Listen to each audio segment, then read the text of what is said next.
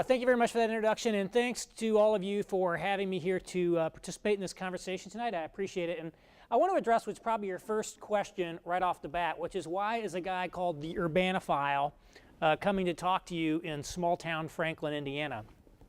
And I'll share a little known fact about myself. I'm actually not from the city.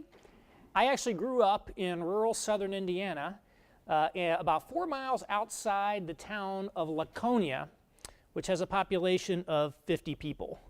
Actually, I think it's the second smallest incorporated town in the state of Indiana. And so as far as I always knew growing up, places like Franklin were the big city. I always got a kick out of listening to John Cougar sing about small towns, because I'm like, isn't he from Seymour? They got like 12,000 people there. There's like nothing small about that. So my heart and my heritage is in rural and small town Indiana. If you want to know where Laconia is, you take Meridian Street, Highway 135, all the way south, you hit the Ohio River, and then you go about 7 miles east on Highway 11, and yes, it's the same Highway 11 that John Cougar sang about, and you'll find it. So that's that. And so tonight, I'm going to talk about quality of space, quality of public spaces, quality of public buildings, and how it affects your city. And to set the stage for that, I want to talk a little bit about some of the changes that have occurred in America, even in just the last 20 years, because there's been huge changes, really big changes, and I don't think we always take the time to think about them. And the first one is globalization. Every time we buy something, we open it up, it says made in China. So I think we basically get that this is happening, but I don't think we fully understand the implications of that, so I want to unpack it a little bit. The Indiana we know today was built on the twin pillars of agriculture and manufacturing, right? And while that goes back a really, really long way, if we just think back to around 1950 or so, we look at a world that looks something like this. Europe was in ruins after the war. Most of the rest of the world was kind of like a primitive backwater. We had the Cold War going on, so the world was divided into these blocks that really didn't talk to each other all that much. Transportation was difficult, even domestically, especially internationally. Overseas trade was difficult because there were very high tariffs. There's baroque rules that were different from country to country. And even just making international telephone call cost a lot of money. So the world was really a very different place. And so you look at that backdrop, right? We here in the U.S., we had this huge domestic market, and we were the most advanced economy, and we were the last man standing after the war.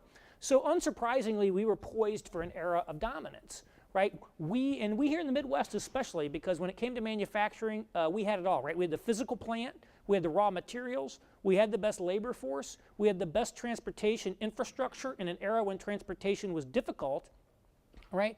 And we had it all in this single compact region. We had everything you needed, soup to nuts, from the iron ore mine to the steel mill to the auto plant. And in this transport constrained era, that was very important. So it's, we had this like boom that seemed like it was never going to end. And then, places like Indiana and Franklin benefited enormously from that, once we were a part of the system. And frankly, once that system was established, we didn't have to work very hard to reap that harvest. But then some things changed, globalization being one of them. And I won't go into everything, but you think about globalization, we think about things like NAFTA, right, and sending plants to Mexico, but it's so much bigger than that, right? The corporation today has been completely blown up, and the pieces have been scattered all over the world. So you have your manufacturing in China, your technology in India, you're getting your raw materials from Australia and Brazil, your call centers in the Philippines, your R&Ds in London, and your headquarters is in Chicago, or maybe it's nowhere. The company that I used to work for got rid of its headquarters. It decided it didn't even need to have headquarters anymore. So it's really a totally virtual operation now. And so it's just a completely radically different world. And I could talk for an hour on globalization alone, but that's not our topic tonight. But I would certainly encourage you to make it your business to find out more about it, what it means to you, this community, and our state. But I do want to talk about globalization in terms of how it has changed the competitive landscape for us here in Indiana, because the reality is today we're no longer at that competitive advantage we used to have. We're now increasingly, frankly, at a competitive disadvantage in the marketplace. And that's because all the things that I talked about before that were so advantageous to us have now been reversed, right? So Europe is now a modern, integrated market, albeit one with its own problems. Many of these third world countries have dramatically grown and improved themselves. The Cold War is over. We had the emergence of this new global order. Treaties like GATT, organizations like the WTO have radically reduced tariffs and made things so much easier and cheaper to trade internationally. We've had transport innovation like containerization and overnight air shipping that have basically made it possible to ship goods all over the world at very low cost, and it's practically even free to make an international telephone call right now. In fact, I actually make international phone calls for free on Skype all the time. And other countries also upgraded their labor force a lot, and even if their workers are not as good or as productive as Americans, the cost differential is so huge that it really doesn't matter. And you look at all that, and basically all that competitive advantage we used to have doesn't work anymore for us, because other sources, every countries have like better sources of raw materials. They have all the cost advantages, et cetera. And we actually are in a challenge because we're kind of in this legacy space where we have like old infrastructure and old institutions kind of fitted for that old era, not the new one. Then you add on top of that we've had dramatic productivity improvements in agricultural manufacturing that have radically reduced the number of workers that you need to produce the same stuff, even if the plant doesn't move. And you can see where it's tough. And so I think we have really been in a tough spot here. Our old competitive advantages have kind of been taken away, and we're really now effectively a legacy high-cost producer in the marketplace. And so, unsurprisingly, Indiana in the Midwest has really fallen behind the country as a whole over the last 40 years or so. And I want to show a couple charts that illustrate that. I know not everybody likes data, but I do, so hopefully you'll bear with me on it. This is one I wanted to show you job growth in the United States and in Indiana since 1950. Indiana the blue, the U.S. is in red. You can actually see Indiana started falling behind the U.S. As far back as 1950, but we really sort of like held our own very closely up until around 1970. Then we saw this big widening gap. It just continues to get wider, frankly, by the year as we underperform the country as a whole in job growth in Indiana. And it's not just about jobs, it's also about money in our pockets. I want to put up a chart of personal income in Indiana as a percentage of the United States. So if it was 100%, you make just as much in Indiana as you do in the country as a whole. And again, it's sort of a same story. The red line is the U.S., Indiana is the blue. You can see that like back in the 1950s, actually the average Hoosier was richer than the average American. But that's not true anymore. We went on a downhill slide. We sort of held our own a little bit from the late 70s to about 2000, and now we've kind of resumed going down. So the fact is that we are poorer in Indiana than in the country as a whole, and we continue to get poorer every year. And so I don't want to beat up Indiana too much. The reality is it's been a regional phenomenon. There's a reason we call it the Rust Belt. It's affected every state, and in fact you can argue Indiana has done a lot better than a lot of other states at that. But from an economic perspective, we beat Michigan is not something that I would aspire to as a state. You know, I mean, football, yes. Economically, no. I think that these numbers are bad, frankly, every way you look at it, unless you really like being poor and unemployed. I mean, we just have underperformed. It's that simple. And so I think that we as a state need to draw a couple of very important lessons from that. And the first one is that if we want different results, we have to do some things differently. And that means some big things, not just a few tweaks here and there. And that's not popular in Indiana. I know, I mean, I'm a Hoosier. I don't like change at all very much. I know it doesn't play well in the state, but the reality is we've been kind of on this course of decline for a long time, for about 40 years. We've sort of responded to it by trying to cut to keep ahead of the curve. You know, we'll just cut to keep our cost in line. We'll kind of run this bare bones, lean, mean machine. You know, we'll subsidize businesses when we get a shot at one. And we've had some success, like bringing in Honda, for example, was a huge win for the state. And for this entire region, I think. But, you know, the reality is the trend has been down. And so I think the first thing I would say is, if we don't do something different, don't expect anything to change. And I think that's true of whatever the conditions are in your community or in the state as a whole. That's reality. So we think the question to ask ourselves, are we satisfied with the status quo? That's an important question. And we should ask if we're satisfied with it, and we should also ask if we think our children or our grandchildren will be satisfied with it. The second thing I would say is Indiana will never be competitive as a low-cost place to do business again. And that one really goes, I think, against the grain of how we like to conceive of ourselves, because we think it's a cheap place here. And it is one of the lower cost places in America. But I will tell you, Indiana is not even competitive domestically with places like Tennessee and Texas. Zero income tax, no income tax. I think we're, 3.4% here or something like that? So we have one. They've also got very anti-union legislation that whatever you or I may think of it, a lot of big businesses like. So we have difficulty competing even. That's why Texas and they're growing like gangbusters. We have tough time competing with that, much less China, India, Mexico.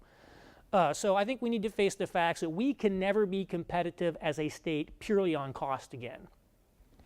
That does not mean you ignore cost, right? You always have to, if you don't focus on your costs, on your taxes, on your regulations, you're not even going to get a seat at the table. That's the ante to get in the game. But what I'm saying is you cannot make that the sole basis of how you compete in the marketplace, because we are a high-cost producer. And so I think people in businesses are really not going to choose to locate in Franklin because it's an expensive place. Because the reality is there's a lot of places that are cheap as well, and maybe even cheaper.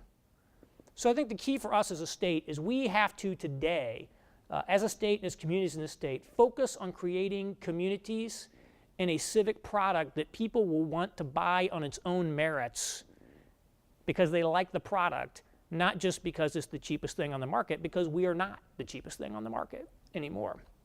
And I'll talk about that in a minute, but I want to address something that always comes up when I talk about this. Is I would guess that most of you, and I walked around Franklin for about an hour and a half before I came in here tonight, and I think most of you would probably tell me that Franklin's a pretty good place. And you already have a very high quality of space, and you like living here. You know what? I would agree. I actually agree with that. But I want to share a couple perspectives. One of them is, I think so much of what makes quality of space in a place like Franklin is the people who live here. And it's your relationships. It's your shared experiences, your shared history. I think about Laconia. Why do I love Laconia so much?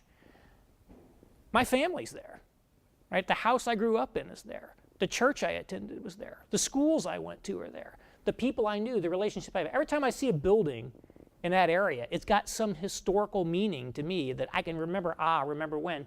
But almost by definition, people who don't live here can't experience that. That's not to say that newcomers can't build those experiences over time as they come in. But when a person or a business is trying to decide to locate in a community, all they can judge on is what they see when they look around, the data in their spreadsheets, and like the surface interactions they have in the local diner. They've kind of got to judge it on that.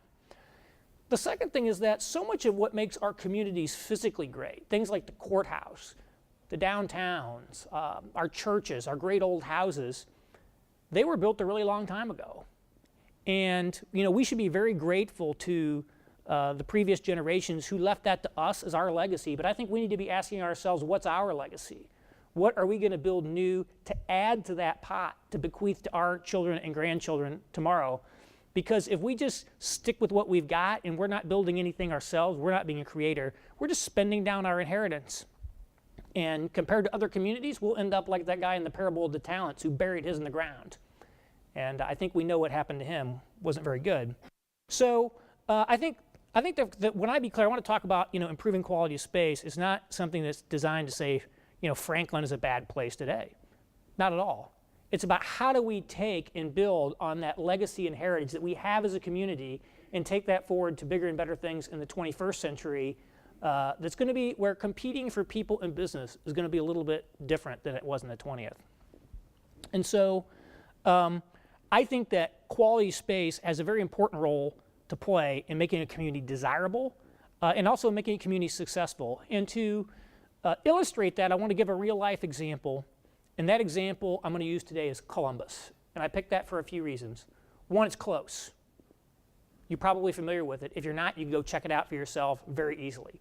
Secondly, most of you probably aware of their architectural program where they focused on creating all these modern buildings in town. But I would tell you that the quality of space agenda in Columbus goes far beyond just a few odd looking buildings. It really goes to the whole town. So you see it when you get to the interstate interchange there at Highway 46. They got those kind of like cool little arches. They've got the tunnels underneath the ramps so you can get through them on foot or on bicycle without getting run over. They've built this wonderful mill race park along the river downtown. They've really focused a ton of energy into revitalizing their historic downtown. I was just talking earlier, somebody said there was a Facebook comment already making a note about that little children's commons that they've gotten downtown to try to bring kids and make kids enjoy downtown. They have some wonderful playgrounds at their schools that are far better than what you see in an average school, much of which were paid for with donated funds.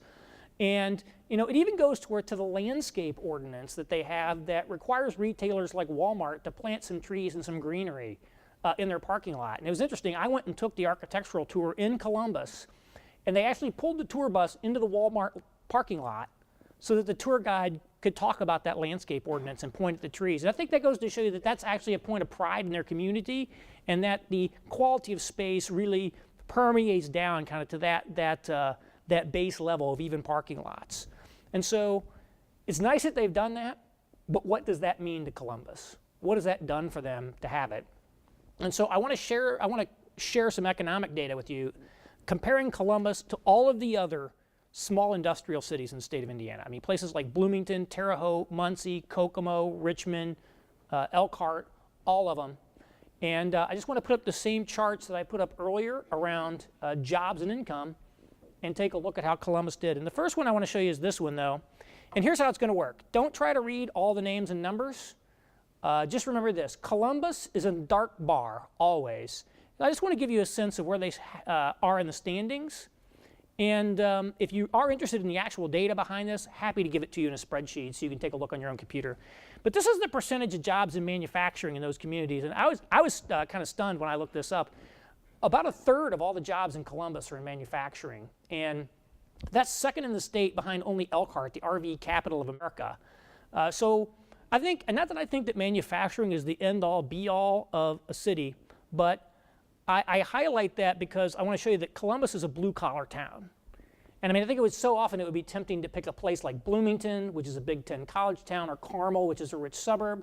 And the reality is those are not typical everyday Hoosier communities. They're very unique outlier communities, right? We can't say do what Carmel did because their strategy is easy. It's the nicest stuff for the people with the most money. And I think that Columbus, though, is right down the rails of a Hoosier community. If you walk around and talk to people, I think you will find them very much just like you. And so that's the last reason I picked it. So I want to take a look at this, and here's jobs in the last 20 years. Columbus was number 2 in job growth among all those cities in the last 20 years. Number 1 was Bloomington, Indiana University. I think we all get that. Number 3 was actually Lafayette, Purdue University. So if you got a Big Ten school, you're doing pretty good. Or if you're Columbus, you're doing pretty good. Everybody else really struggled. Most of those places even actually lost jobs. And I said earlier, don't compare yourself against the Michigans of the world and just other economic struggling places. Compare yourself against the country. So let's put up that same chart earlier comparing jobs in Columbus versus the U.S. The last 20 years, you can see that Columbus actually, in blue, U.S. in red, Columbus actually added slightly more jobs than the country as a whole in the last 20 years. So while Indiana was falling behind the country, Columbus was actually pulling a little bit ahead of the country in that time frame. It's the same story on personal incomes, how much money's in your pocket. Columbus, in the last 20 years, grew number 2 in the state on that measure. Number 2 in the state. Again, number 1 was Bloomington. So I guess if you got IU, that's good for you. And again, I'll take a look at the same percentage of the U.S. Personal income, and you'll see that Columbus held flat pretty much. I mean, it ended 20-year run slightly above where it started. And it's over 96% of the U.S. average for personal income, which when you consider that Columbus is a lower cost place, probably the average person in Columbus lives better than the average American. And Indiana's like down in the 85 somewhere. So I think the reality is when you look at the economic performance, Columbus has really outperformed every other peer city in the state that doesn't have a Big Ten school in it. And I mean significantly.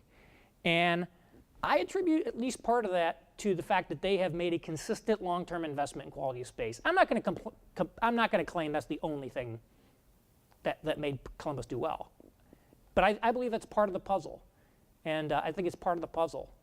So I think you'll see that consistently when you look at places that are economically performing well. There are places that are investing in their quality space. But the thing I also want to look at on that is, what did it cost them to do this? What have they spent in terms of money to invest in all that quality that I talked about earlier? And so I wanted to take a look at city spending per capita. How much do they spend per person? And Columbus is number 2. So they actually spend the second highest, the second most money of any of those cities, behind Lafayette, Purdue. So here's a question. If you spend the second highest, where do you think their taxes fall? Do they have high taxes or low taxes? Who thinks they have high taxes?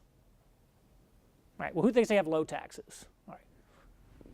Actually, they have very low taxes. Their property tax rate is the 3rd lowest of all of those cities. Only Bloomington and Lafayette, again, our friends at IU and Purdue, have lower property tax rates than Columbus. And you say they spend a lot, but your tax rate's low. Why is that? It's because their assessed property values are the highest of all of those. And that's not because homes are really expensive in Columbus. It's because they have all that business. And this is really important when you think about spending money in your community. There's 2 great fallacies in government, I think. The fallacy of the Democrats is that the only thing that matters in determining how much money the government takes in is what your tax rate is. You raise the tax rate, you get more money. You lower the tax rate, you get less money. Well, that's not always true. Sometimes you raise your taxes and you drive businesses away, you take in less money. Sometimes you cut taxes, you bring in more business, you get more money. And that's why I'm always in favor of tax cuts whenever I can get them, which sadly isn't that often. But the fallacy of the Republicans is similar in that there's this thing that the only thing that matters in determining what my tax bill is how much money we spend. So if we spend more, my tax bill will go up. If we spend less, my tax bill will go down. That's not always true either, because you can end up in a situation where if you spend more, you can create a community that attracts people and business in. Because of that increased growth, your tax rates can actually go down. And similarly, if you end up cutting so much that you have a community that nobody wants to live in, the people who are staying here and the businesses that are staying here end up paying a lot more. And I think we've seen that in a number of Indiana communities, which have kind of entered a death spiral of just cuts and people fleeing and more cuts and people fleeing. And I think this phenomenon was summed up best by the former CEO of Cummins Engine down in Columbus, J. Irwin Miller, who started their architecture program. He said many, many years ago, mediocrity is expensive. And I think we need to look at the life cycle costs, right? And we need to look at the total cost of ownership in our communities. And you may be asking, we're here to talk about quality of space, and why haven't I talked about trails or something like that? And it's very important, though, what I'm telling you, because I always say spending money is about return on investment, ROI. If you don't believe there's any return, you're not going to make the investment. It's that simple, because the ROI will simply be, the I will be a C. It'll be a cost, and the cost is always too high. So I think the key of this is that, when we look at quality of space, it's not about fluff. It's not like the mortgage is paid off, the kid's college fund is stuffed, and now we're trying to decide to buy another piece of artwork on the wall. I think the key is this is about dollars and cents stuff. And that doesn't mean you spend without limit. It doesn't mean you spend without end. But it really can affect things like jobs, like how much money is in your pocket, and last but certainly not least to me, your tax bills over the long term. So I think it's something you should consider when you look around at communities that you would say is successful, kind of what have they done and how has that affected their success. I do want to shift gears and talk a bit about the hows, though, on quality of space. I'm not going to talk about trails, though. And the first thing I'll note is, we used to build our communities in a very different way than we do today. I think that's just a phenomenal building. Phenomenal building. I think it's one of the best courthouses in Indiana that I've seen. And it almost sums up the old adage that they don't make them like they used to. And I find it interesting that, I think first-class public buildings and first-class public spaces are the things that come to mind as one of the first things that creates quality space in a community. This is what we were building even in Franklin a long time ago when we were a lot poorer than we were today. We were building buildings like this. So I think the key here would be to say building a first-class public space or building is not necessarily a foreign idea. It's actually a long-term Hoosier idea. And when we continue in that tradition, we're not doing something new, but we're really kind of following in the steps of the people who really built and were the boosters who grew these communities into what they are today and what we love so much about them. So I think the other lesson I would give you on that is sometimes as we look at a nice building like this and looking at that spending figure from Columbus, sometimes you do have to spend money because I'm just not going to pretend that you can have your cake and eat it too. If you want to have nicer stuff, you have to spend some amount of money. You just can't get stuff for free. However, as we look around at the economy right now, times are tight, right? The budgets are budgets are really getting squeezed. We don't have a lot of money to spend. So I think in that vein, what I want to do is talk a bit about how do we do things that don't cost much money to try to improve quality of space in the here and now, and not necessarily involve the grand gesture. How many of you have heard of a guy named Daniel Burnham? Yeah, he was an architect who created the plan of Chicago that really shaped how that city grew into what it is today. And he was very famous for a saying he had called, "Make no small plans, they have no power to fire men's souls." And so he was all about the big, extravagant, costly gestures, and you see tons of monuments that he had built in Chicago. But even a guy like Daniel Burnham realized that it was not always about throwing money at problems. And in his plan of Chicago, he had this quote that I love to say about the dismal state of the suburban train stations in Chicago. He said, "The general aspect of our stations is not pleasant. They should be bright, cheery, and inviting to a high degree. More study, not more money, is needed for this work. Let the architectural schools and societies take up this topic. It demands artistic imagination as well as skill. Let the man who undertakes this problem think of the hundreds or even thousands of people who must habitually use the given station, and then let him do his utmost to bring into being for these people something that shall be a joy to them." So it's not always about money. It's not always about money. And so I think the first thing we need to do is to make sure that when we do spend money, because we're already spending money, right? We're already spending money. We have to make sure that we get the complete value out of that money and we spend it well. I mean, I can't tell you how often I cringe looking at projects. I mean, even in downtown Indianapolis, we will spend tens of millions of dollars on a project, huge money. And I'll just look at it and go, that's nowhere near as good as it should have been for the amount of money that we spent on it.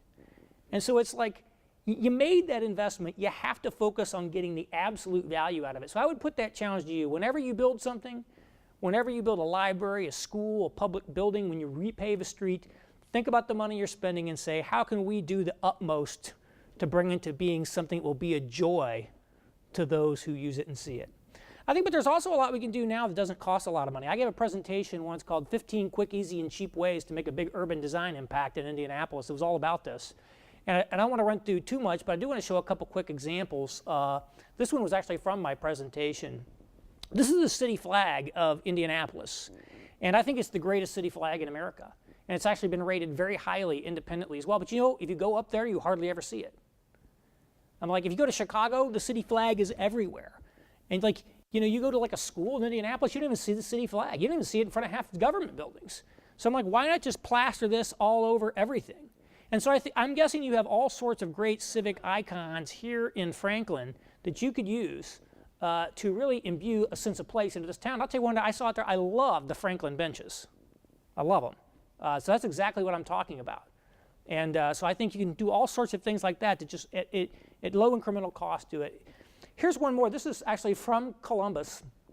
These are some custom bike racks done in their C logo that they have for their town and the colors that they use. I love these. I mean, I just think the colors are awesome. It's way better than some normal black bike rack. Obviously, I noticed there are no bikes parked there, but that was newly installed. And I thought you might ding me on that. But these cost $200 to make. $200. That's not very much. And by the way, I looked up on the internet. that's actually within the range. I'll admit it's at the high end of the range, but it is within the range of what you would pay to buy an off-the-rack standard black U-rack for bikes. So for almost no incremental cash, you can get a fully custom bright color bike rack for almost nothing. And so I think that's the challenge I put out. Really think about what are all the quick, low-cost, easy things we can do that don't involve spending a lot of cash. I don't think we should look at this as just a problem that has to be solved through checkbook diplomacy.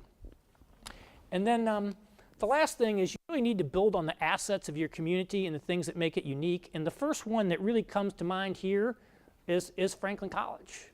I mean, I think this is the only town in the collar counties that has a college in it.